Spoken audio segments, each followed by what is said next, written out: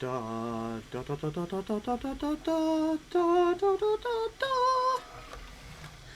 Okay, so at this point I've got 15 pipes that sound acceptable, and I'm reprinting some pieces of the last pipe.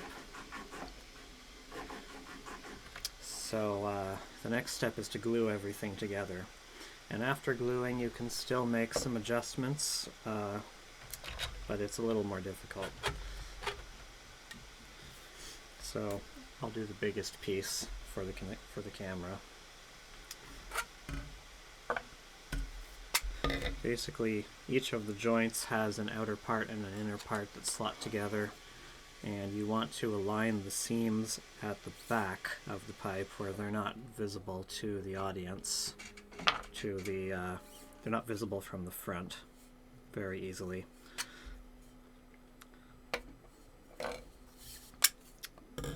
And the way I like to do this is to start by squirting a bit of super glue around the rim like that, and then just put this in, oops, where's the other seam, and tighten it up before the glue starts to harden. And then same thing down here. This is kind of awkward.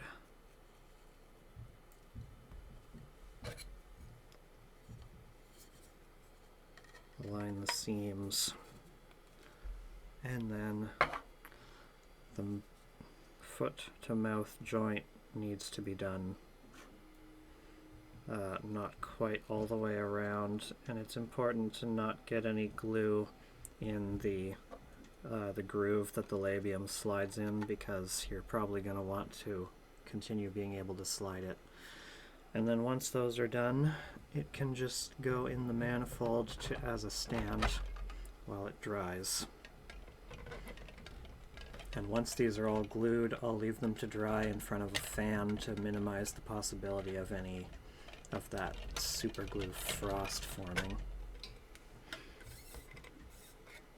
which tends to happen if super glue can like evaporate and then recondense elsewhere on the plastic.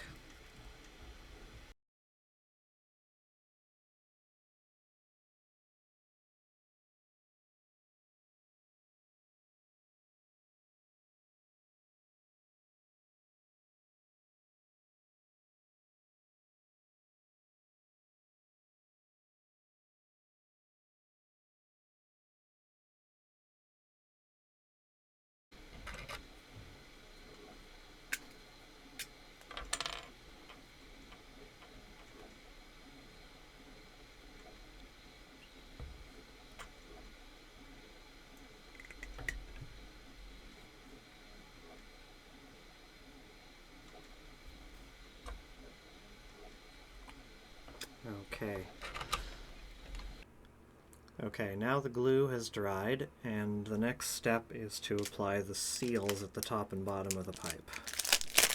Now, the seals don't need to be airtight.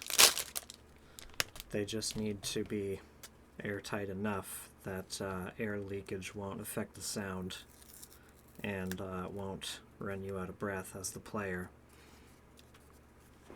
So this stuff is weather stripping foam rubber. It's adhesive on one side, and it measures 1/16 of an inch by 3/8 of an inch. Ostensibly, it's actually quite a bit thinner than 1/16 of an inch. So the procedure for this is just to wrap it around this groove in the top of the pipe.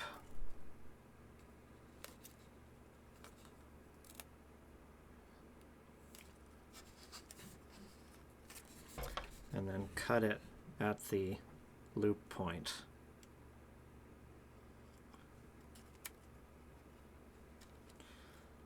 And press it down. Make sure you don't do this where some of the foam is actually outside of the groove that was left for it, because when you try to put the tuning cap on over that, it tends to roll up the foam, and make a mess. And once this stuff is applied, it doesn't come off very neatly, so you don't want to have to remove it and start over if you can avoid it.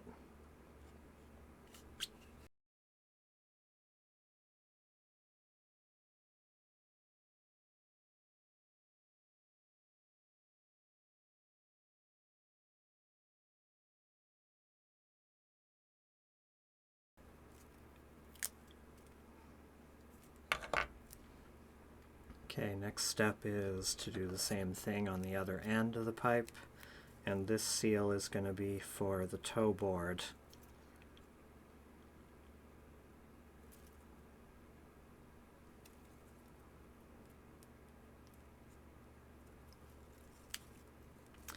And it matters more that this seal doesn't have a gap between the two ends of the tape, because if it does, it'll waste air and you'll have trouble.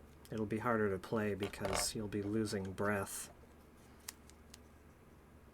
through that gap.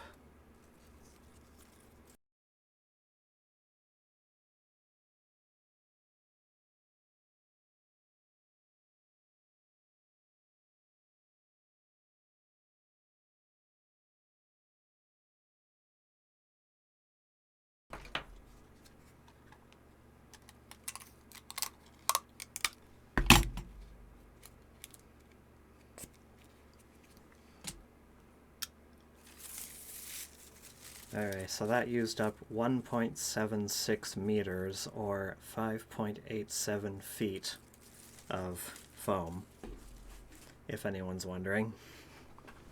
Next, all the pieces of foam need some cork grease applied.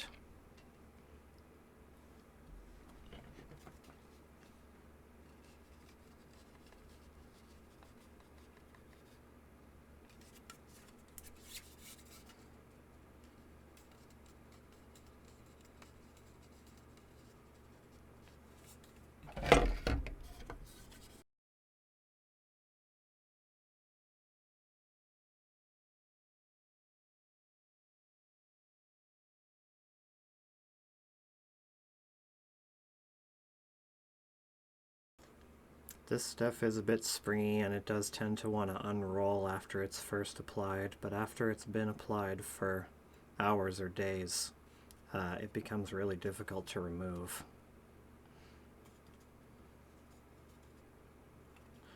But at any rate, you don't want to get any grease underneath it because that'll mess up the adhesion.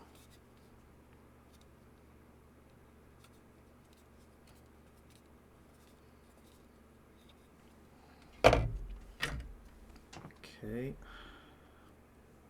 Oop, I just made a big mess of this by putting the lid over the... Anyway. Okay, then I'm going to do this. Okay,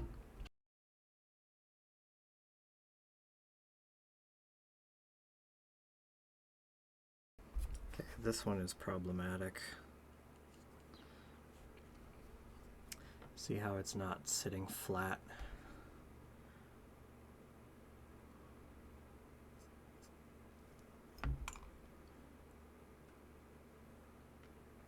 I don't want to get grease on my tweezers, but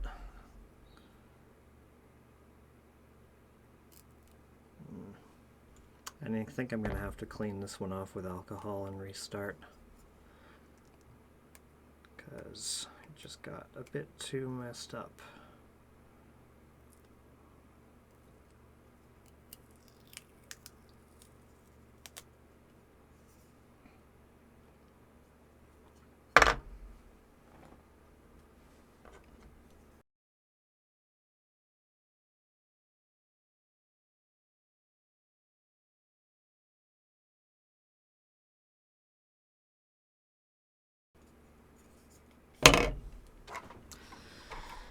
Alright, now it's time for the tuning caps, and they all have an overhang circle that failed. So I've already adjusted the design files to make that angle better. Circular overhangs are very problematic in general. So you won't have to do this detail, but you will have to remove the brim.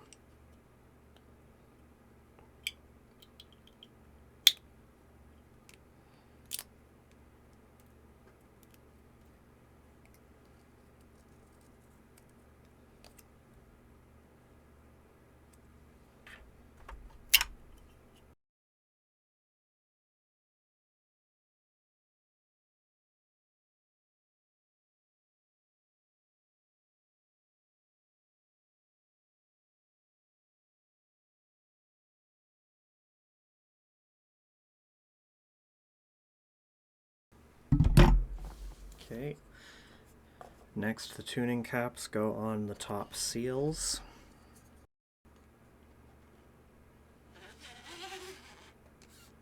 Like that.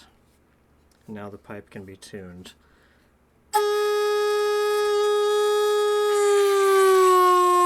Ow.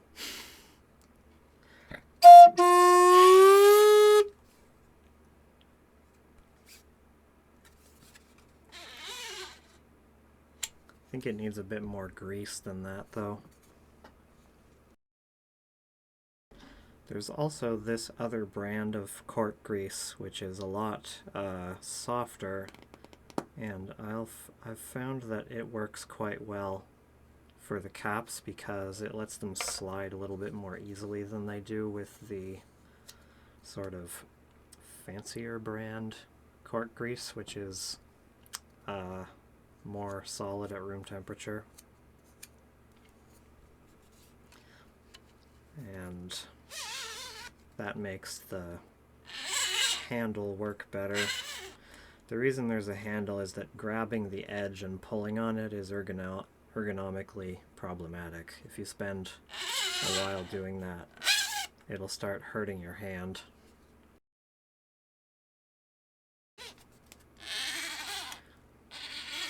That really does have a significant effect on the playability of the instrument.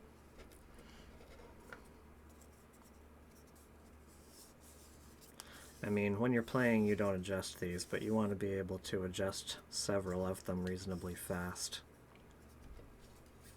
between songs, or if there's a key change in a song.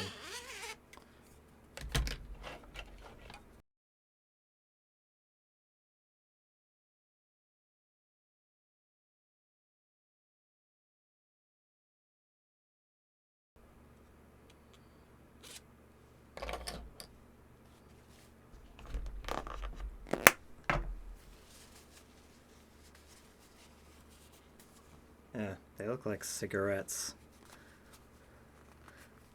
I don't know if I'm going to use this color scheme again. Oh, wait.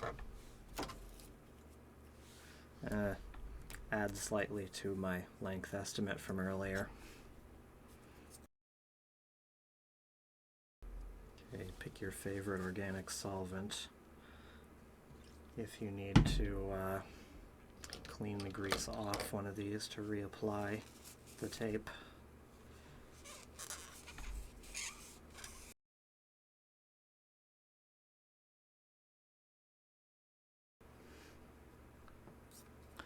Okay, next it's time for assembly. So there's 3 more pieces here that I haven't, or 4 more pieces here that I haven't really talked about yet.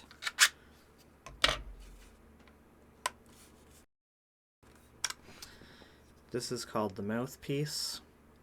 I call this piece the manifold, and it has 3 layers. This is the toe board, the wind chest, which contains the tone channels, and then the mouthpiece receiver. And the mouthpiece goes on the receiver like that. And this piece is called the horn because originally it was going to be like a speaker horn, but that didn't actually have any effect on the instrument's projection, so now it's just become a decorative piece, which I'm probably going to make it multicolor later. I also wanted to make the tuning caps out of multicolor filament, but I spent unfortunately my last bit of multicolor went into this failed print. And then this is the stand, and it's just from the same CAD file as the manifold, and it holds the thing when you're not playing it. So we're getting pretty close to the end, and next all the pieces go in the manifold like so, and then twist to hold in position. They don't actually lock in position, but you can pull on the tuning cap and the pipe won't come out of the toe board.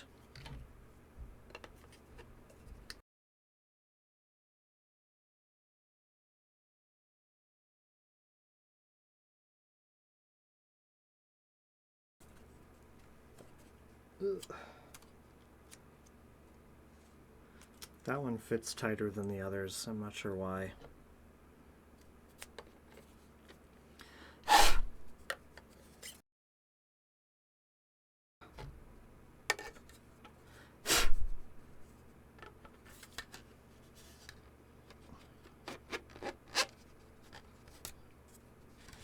There we go. Now it's pretty much assembled, except for the string that I usually wrap around it to make the pipes not wiggle so much. And also the horn should be glued because it's really loose. But, well, let's see how it sounds.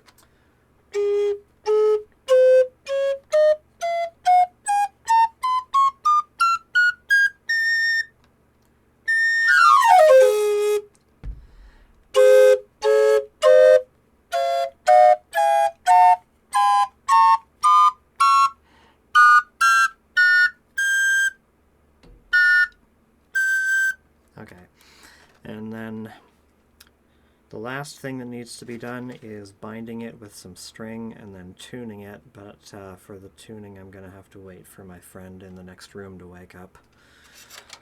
So I'll take a break here.